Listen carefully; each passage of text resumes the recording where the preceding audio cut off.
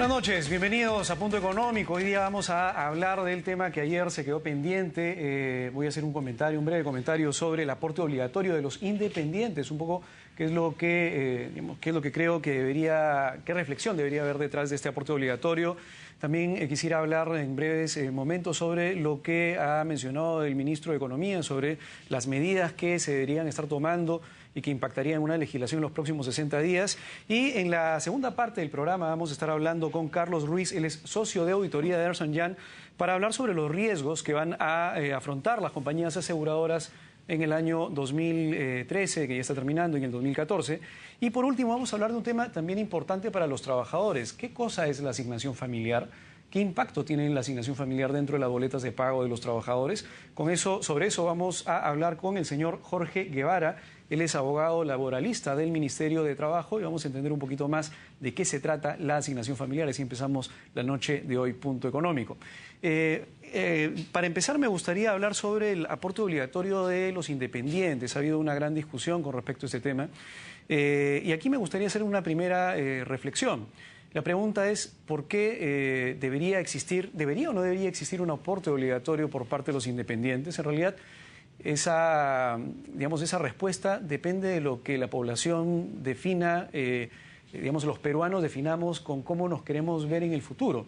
La gran pregunta acá es, los independientes, todos los trabajadores que no están en planilla y que probablemente no tienen, un fondo de jubilación ni en una AFP ni en una ONP, estos trabajadores independientes, entre los cuales, me incluyo yo también emito recibos honorarios. ¿Cuál es el futuro que nos depara el esquema laboral? ¿Cuál es nuestro futuro de flujo de caja? Una vez que dejemos de tener probablemente ingresos, porque ya en una edad, de vejez, probablemente dejemos de generarlos, porque simplemente ya probablemente dejemos de emitir recibos honorarios y dejamos de prestar servicios. ¿Qué es lo que va a suceder? ¿Quién va a darnos ingresos para poder seguir manteniéndonos durante la vejez? Esa es la pregunta que, mucha gente se debe hacer. Hemos visto casos, por ejemplo, en el caso de los artistas. Los artistas han estado hablando sobre un apoyo que debería haber de parte del Estado a los artistas porque, muchos artistas que ya están en etapa, de vejez, necesitan ingresos y obviamente ya no los tienen porque ya pasó la etapa de acumulación de riqueza o la etapa de acumulación de ingresos. Entonces, la pregunta que nos deberíamos hacer, sobre todo toda la población de trabajadores independientes, es ¿qué es lo que va a suceder en el futuro? Y esa respuesta depende de cada uno, en realidad. El gran problema social que podría generarse es que, sobre todo por el factor demográfico, en la medida en que en los últimos años la población o ha habido un boom de natalidad en un momento en el Perú y ahora implica tener un bono demográfico que significa tener mucha gente joven saliendo a la PEA, a la población económicamente activa y por lo tanto comenzando a generar un ingreso interesante, y un impulso al crecimiento del país porque hay más gente que antes era niña, porque en algún momento hubo muchos niños en el Perú y ahora estos niños se han convertido en jóvenes y están comenzando a salir ya a la PEA y están ahora en la PEA, por lo tanto una población económicamente activa interesante que implica o impacta en el crecimiento de la economía del país. La pregunta es, ¿qué va a hacer con toda esta masa de personas que nos está generando hoy un beneficio económico por este boom demográfico de acá en unos 40 o 50 años? ¿Qué es lo que va a pasar cuando muchas de estas personas probablemente que no, que son independientes, que hay un porcentaje de la población que es independiente, que no está trabajando en planilla, qué va a pasar cuando estas personas dejen de hacerlo? ¿Quién va a generarle los ingresos? Preguntémonos ahora, por ejemplo, qué pasa con las familias cuando los hijos están... Parte de su dinero, el ingreso disponible hoy de los hijos, está siendo destinado, por ejemplo, para mantener a los abuelos o los abuelos viviendo dentro de la casa de los hijos. Preguntémonos lo que está sucediendo hoy y pensemos un poco en qué es lo que queremos que suceda en el futuro. Entonces, a partir de esa respuesta es donde tenemos que pensar en si debería o no debería haber un aporte obligatorio o un aporte, o debería ser voluntario el aporte para los independientes. En el caso de los trabajadores dependientes, el hecho de que ya se haya hecho costumbre el aporte, obviamente no implica que haya un impacto directo porque el impacto ya se dio en el momento en que ese aporte obligatorio se definió y ahora se aporta 10%, en el caso de las AFPs, al fondo de jubilación. Entonces ese aporte ahora ya está asumido dentro del ingreso mensual de ese trabajador dependiente que trabaja en planilla. El problema es que el trabajador independiente, de un momento a otro, en el mes de agosto, ha recibido este 10% de descuento. Entonces, yo creo que, digamos, a largo plazo, si lo vemos como sociedad, si lo vemos como economía peruana, tendríamos que preguntarnos quién pagará dentro de 30 o de 40 años, cuando tengamos muchas personas ancianas en el país, quién va a pagar, digamos, el ingreso, quién va a tener dinero disponible para poder sustentar a las personas ancianas que ya no van a poder generar ingresos en ese momento. La gente dependiente va a tener, digamos, una pensión por su AFP o por una ONP, los independientes no. Y el gran problema es que muchas de las personas no nos preguntamos qué es lo que va a pasar con nuestra vida en los próximos 30 o 40 años. Nos preocupamos con lo que va a pasar o con lo que está pasando hoy. Y obviamente ese 10% que nos descuentan a partir del 1 de agosto impacta nuestro ingreso disponible, impacta directamente el dinero que tenemos hoy para gastar. Probablemente haya impactado algún gasto que hayamos tenido ya programado desde el año pasado y mensualmente se haya estado pagando. Acá la gran disquisición que tiene que haber para cada una de las personas, digamos, antes de pensar en una política macro, debería ser ¿qué es lo que queremos? ¿Vamos a apostar más por guardar o ahorrar algo para nuestro futuro? ¿Lo vamos a hacer de una forma voluntaria? Usted pregúntese, si no hubiera un aporte obligatorio, ¿usted ahorraría voluntariamente para su vejez? ¿O es muy probable que no lo haga? Y es muy probable que, digamos, ese dinero se impacte directamente en pagar deudas, lo utilice de repente en, digamos, salidas a comer, de repente lo utilice, digamos, en algún gasto de educación para los hijos, en algún tema de ahorro a través de construcción de casas. La pregunta acá es simplemente, ¿qué es lo que yo quiero como persona independiente? Quiero, digamos, comenzar a construir algo de seguridad para mi vejez. Ahora, ¿lo quiero hacer voluntariamente o lo quiero hacer obligatoriamente?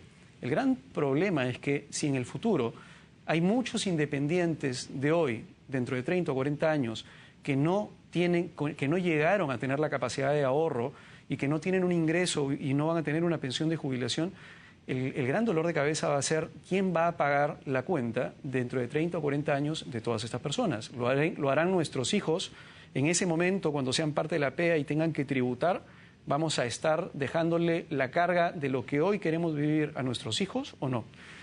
La forma en cómo se ha hecho es todo un tema en discusión. Probablemente, yo tampoco no estoy tan de acuerdo en que de la noche a la mañana probablemente se haya dado el 10%. Hubiera sido mucho mejor probablemente que sea un esquema escalonado, de repente de 3, 5, 7, 10 en el tiempo.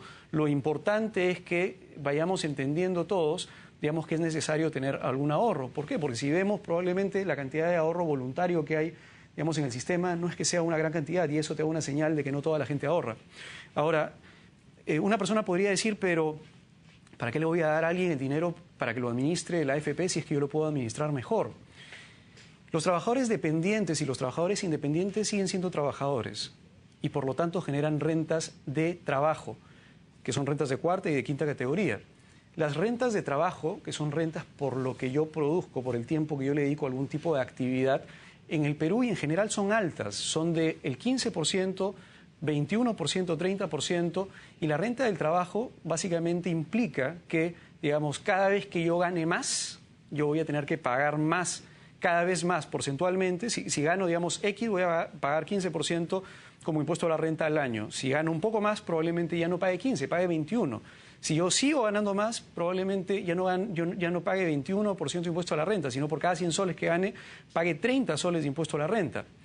Ese es un esquema para los trabajadores y el hecho que sea un independiente no deja de ser un trabajador después de todo porque finalmente genera una renta de cuarta categoría.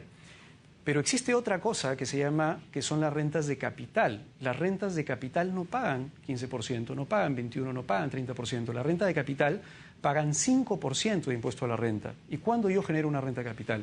Si yo no trabajo y, por ejemplo, compro un vehículo y alquilo ese vehículo al alquilarlo, alquilo un departamento o una casa, paga 5%. El ingreso no lo genero de mi trabajo, lo genero de un activo que probablemente con mi trabajo haya acumulado riqueza y lo haya invertido en ese activo. Un carro, un vehículo, de repente un carrito sanguchero que le alquilo a mi vecino, lo que fuera. Si yo hago eso digamos, si genero rentas o ingresos de eso, yo genero una renta y esa renta paga 5%. En ese caso, yo no emito recibos por honorarios. Por lo tanto, sobre esa renta no tengo por qué aportar ningún, digamos, no tengo por qué hacer ningún aporte obligatorio ni de fondo de pensiones. ¿Cuál es la gran diferencia entre una persona que trabaja y que genera rentas del trabajo y una persona que genera rentas de capital? Si una persona genera rentas de capital, lo que está haciendo es una inversión y por lo tanto está asumiendo un riesgo. Y por lo tanto, a esa persona usted sí le puede decir, obviamente no le enseñe, digamos, no le diga a su FP probablemente si es que la FP va a invertir mejor su dinero o usted lo invierte mejor, porque usted ya está invirtiendo dinero.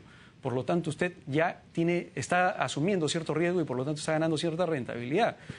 Un empresario o un emprendedor, por ejemplo, sucede lo mismo.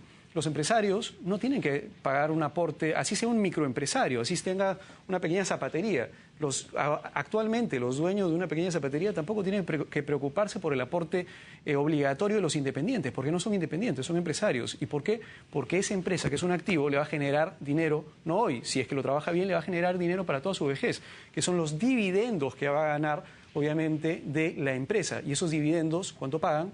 4.1% de impuesto a la renta, obviamente luego de haber pagado a la empresa el 30% de impuesto a la renta. Entonces, la pregunta es, digamos, si hay que contestar a ese argumento, que es, creo, un argumento completamente válido. ¿Por qué una AFP me debe, o una ONP, me debe, digamos, administrar el dinero? Si usted sabe administrar el dinero, entonces administrelo usted y genere rentas de capital. Es más, le sugiero a mucha gente que lo haga, porque esa es la forma en que los países crecen, con gente que toma las oportunidades que el Estado debe ayudar a generar, entre ellas carreteras, infraestructura, digamos, una serie de cosas para que exista un mercado donde uno pueda entrar y jugar, digamos, en un mercado, poder detectar necesidades y hacer algo, generar finalmente cubrir una necesidad y finalmente generar rentas de capital.